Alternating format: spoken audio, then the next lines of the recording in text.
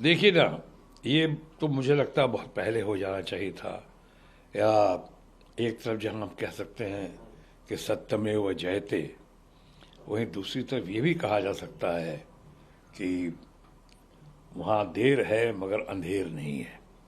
6 महीने जेल में रहने के बाद ना मनी ट्रेल, ना कोई सबूत मिला। ये तो साफ दिखता था प्रथम दृष्टिया में ही, या प्रथम दिन से ही ये साफ दिख रहा था कि राजनैतिक बदले की भावना से संजय सिंह पे चाहे बाकी लोगों पे ये कार्रवाई की गई है। अब आप बताइए, ये पीएमएलए जो के अंदर जो कानून आ गया 45, कि साहब कोई आपको कह दे, आप मुझे कह दें कि 50 करोड़ दिया है, तो लीजिए मैं गिरफ्तार हो गया, और गिरफ्तार करके और अब मुझे साबित करना है कि मैं दोषी नहीं हूं, क्योंकि आपने कह दिया हमने 50 करोड़ लिया है, तो हम तो दोषी हो गए, हमें सब पीएमएल 45 के तहत, और हमें साबित करना है। तकाजा कानून का, इंसाफ का तकाजा है कि man is innocent till proven guilty. एक आदमी निर्दोष होता है जब तक उसको गुनाहगार साबित ना किया जा सके। यहाँ उल्टा है, इस पे पुनर्विचार होना चाहिए। बिल्कुल, सब सुप्रीम कोर्ट के इस फैसले से हम सब सुप्रीम कोर्ट का बहुत आदर करते हैं। सर्वोच्च न्यायालय है देश का, बहुत ही उसकी कदर करते हैं। अब आज इन्होंने कहा है, संजय, हम तो पहले से ही मानते थे और जानते थे कि संजय सिंह निर्दोष हैं।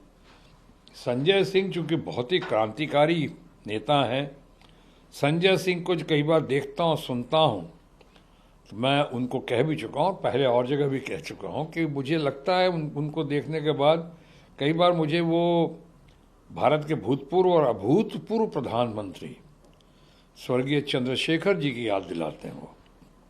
वो दमखम, वो साफ गोई, वो कन्विक्शन, वो कॉन्फिडेंस चंद्रशेखर जी में जो था, उसकी बहुत झलक दिखाई पड़ती है संजय सिंह में।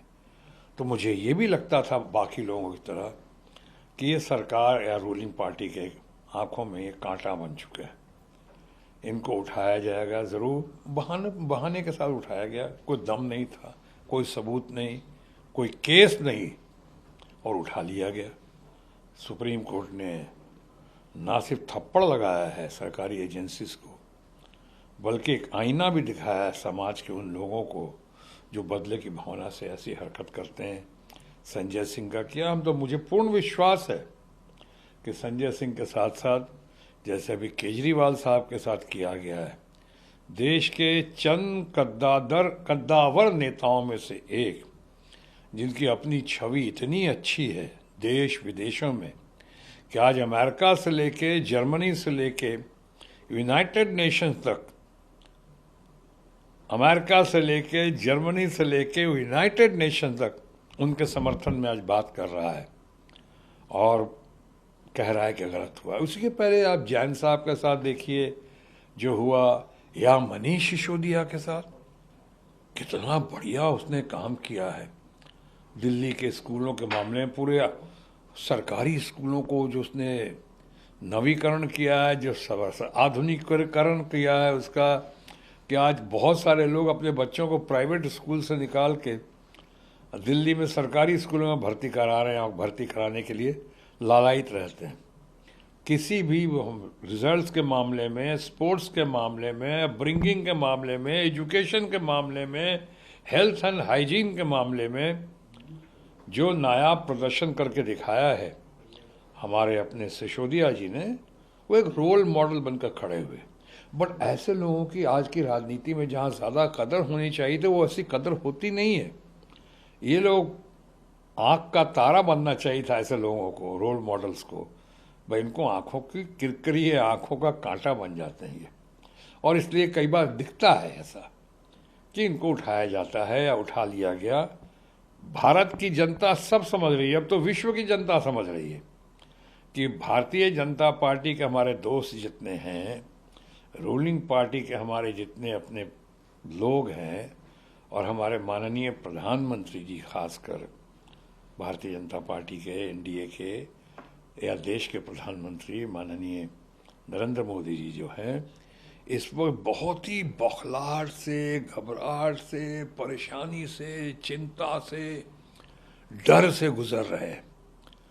तो फिर शाम दाम दंड भेद भय करके का रूप दिखाते हुए लोगों को अपनी तरफ खींच रहे हैं, ज़बरदस्ती खींच रहे हैं, डरा रहे हैं, सरकारी एजेंसीज का डर दिखा के करप्शन में फंसा दिया जाएगा, ऐसा बोल के कुछ लोग आते हैं सामने और उसको फिर उठाते हैं। और जब वो आप भारतीय जनता पार्टी में और एनडीए में शामिल हो जाते हैं तो उनके वॉशिंग मशीन से निकल के एकदम चमक जाते हैं, सारी कहानी ख़त्म हो, सारे दाग धुल जाते हैं। लेकिन अगर नहीं आते हैं और नहीं मानते हैं, अपने निष्ठा पे और अपने कमिटमेंट पे अगर वो अडिग रहते हैं, तो फिर ऐसे लोगों को तकलीफ़ दिया जाता है, रगड़ा जाता है, जेल भेजा जाता है। ये तो अच्छी बात नहीं है। और इसे हमें तो कई बार ताज्जुब होता है कि माननीय प्रधानमंत्री जब भी कल परसों ही कह रहे थे कि भ्रष्टाचारियों का हम एक्शन लेंगे और कोई भ्रष्टाचारी जो है सब जेल के सलाखों के पीछे जाएगा। तो ये तो इनके परिवारवाद की जो बात करते उसी की तरह हास्यास्पद हो गया ये। जैसे परिवारवाद की बात करते तो मैं तो जानता हूँ, इतने सालों भारतीय जनता पार्टी में अपने दोस्तों के साथ रहा हूँ। मेरे लिए तो इस पार्टी में, भारतीय जनता पार्टी में मेरी अपब्रिंगिंग हुई है। मैं तो पैदा हुआ और बड़ा हुआ राजनीतिक दृष्टिकोण से। भारतीय जनता पार्टी मुझे तो लेकर गए थे वहाँ पे भारत के महान मार्गदर्शक सही मायनों में, और भारत रत्न नानाजी देशमुख, उन्होंने अटल बिहारी वाजपेयी जी फादर फिगर, या आडवाणी जी हमारे सबसे बड़े नेता, फ्रेंड, फिलोसफर, गाइड, गुरु। आज भारत रत्न भी हालांकि बहुत देर से दिया गया है, और जिन कारणों से दिया गया है और कब दिया गया और कैसे दिया गया, कमेटी ने दिया है कि माननीय प्रधानमंत्री ने खुद दिया है कि वोट बैंक के पॉलिटिक्स के तहत किया गया है, कि कुछ मुद्दों से ध्यान भटकाने के लिए दिया गया है या किया गया है। मैं इस पर अभी इस वक्त ज़्यादा नहीं बोलूँगा कि मामला आडवाणी जी का है। आदमी तो बहुत सही है, उनको तो बहुत पहले मिलना चाहिए था। बहरहाल, एक तरफ आप ये बात करते हैं कि ये भारतीय जनता पार्टी जिस तरह से करके आई और करके हम उसमें रहे देखे, वहीं मैं अपने बर्तनों को अच्छी तरह पहचानता हूँ। अब ये पार्टी तो वो पार्टी दिख नहीं रही है। कई लोगों का मानना है कि भारतीय जनता पार्टी जो कल तक अटल जी आडवाणी जी के वक्त से जो तक बहुत बढ़िया से लोकशाही मानते हुए चल रही थी, अब पूरी तानाशाही दिखाई पड़ी। उस पर तानाशाही का एक नमूना दिखाई पड़ रहा है। कल सुप्रीम कोर्ट को सामने आना पड़ा और संजय सिंह को छोड़ दिया, और छोड़ा बाइज्जत ये करके। और अभी हमारे भारतीय जनता पार्टी के फ्रेंड्स कह रहे हैं, कह रहे बेल मिल गई, राहत मिल गई। बेल मिलना कोई बहुत बड़ी बात नहीं। क्यों भाई? कल तक तो आप ही कह रहे थे कि बेल क्यों नहीं मिल रहा है, बेल नहीं मिल रहा है, इनको बेल नहीं मिलेगा, बेल मिलेगा तो बात कीजिएगा। बेल तो मिलना ही नहीं, और आज बेल मिल गया तो बेल मिल गया तो कौन सी बड़ी बात है? बहुत बड़ी बात है। देश की जनता को और वोटर्स को संदेश गया है कि आप जुल्म और ज्यादती बहुत कर रहे हैं। इस तरह आप सब लोगों को उठा रहे हैं। लोकतंत्र है, सबको बोलने का अधिकार है, सबको टीका टिप्पणी करने का अधिकार है, सबको एक दूसरे से अपनी राय रखने का, एक दूसरों पे अपनी राय रखने का अधिकार है। और उस पर आप इस तरह से कर रहे हैं, आप उनकी राय से सहमत नहीं। यानी आपसे जो सहमत हैं, चाहे भले कितना भी क्राइम किया हो, घोटाले किया, वो तो वॉशिंग मशीन में धुल जाएगा और एकदम बेदाग होकर सामने आ जाएगा। मैं नाम नहीं लेना चाह रहा। पब्लिक समझ रही है लोग। इसलिए मैं कह रहा था कि बहुत ही डेस्परेशन में, घबराहट में, बौखलाहट में है, तरह तरह की बातें कर रहे हैं। कोई मुद्दों पे आते हैं सामने। आज 400 पार से पीछे नहीं हट रहा है। मैं वही, ये भी बौखलाहट का, फ्रस्ट्रेशन का एक नमूना है। कितना ओवर कॉन्फिडेंस हो गया है क्या आपको? नेता ने तो बोल दिया 200 नहीं पार कर पाएंगे वो लोग। मैं उनसे भी सहमत नहीं हूँ।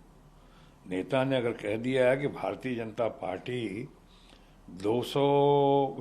400 सीट का जो दावा कर रही है पार्टी, कहाँ से ईवीएम पे इतना भरोसा है क्या उनको कि अभी से 400 गिनती कर रहे हैं? पैमाना नाप लिया कि ये 400 सीटें कहाँ से लाओगे, खरीद के लाओगे?